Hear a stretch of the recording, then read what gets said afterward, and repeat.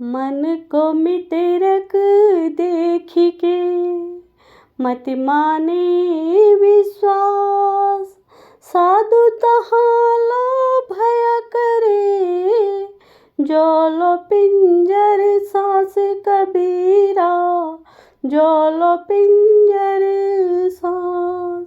अर्थात कबीरदास जी कहते हैं कि मन को मृतक यानी कि शांत देखकर यह विश्वास ना करो कि वह अब धोखा नहीं देगा। असावधान होने पर वह फिर से चंचल हो सकता है। इसलिए विवेकी संत मन में तब तक भय रखते हैं जब तक शरीर में सांस चलती रहती है। कबीर मितरक देख कर मत धरो विश्वास। कभू जागे भूत है, करे पिंड का नाश कबीरा, करे पिंड का नाश।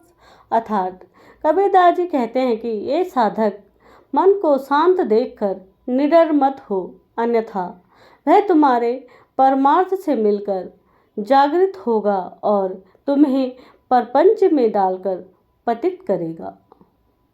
आजहूँ तेरा सब मिटे, जो जग माने हार।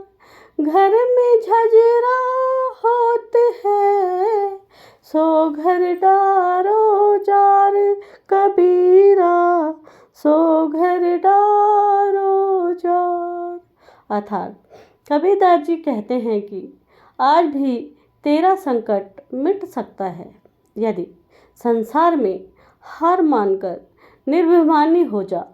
तुम्हारे अंधकार रूपी घर में को काम क्रोध आदि का झगड़ा हो रहा है, उसे ज्ञान की अग्नि से जला डालो।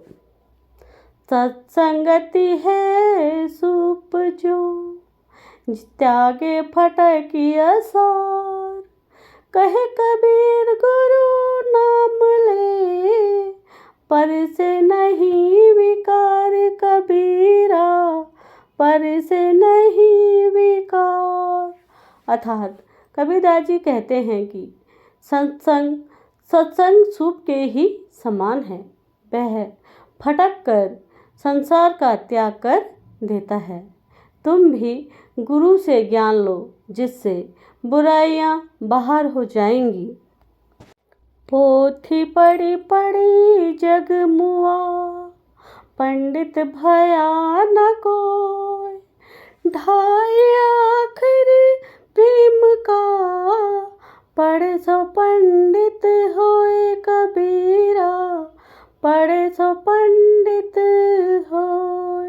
अर्थात कबीरदास जी कहते हैं कि बड़ी बड़ी पुस्तकें पढ़कर संसार में कितने ही लोग मृत्यु के द्वार पर पहुंच गए, पर सभी विद्वान न हो सके। कबीर मानते हैं कि यदि कोई प्रेम या प्यार के केवल 2.5 अक्षर ही अच्छी तरह से पढ़ ले, अर्थात प्यार का वास्तविक रूप पहचान ले, तो वही सच्चा ज्ञानी होता है।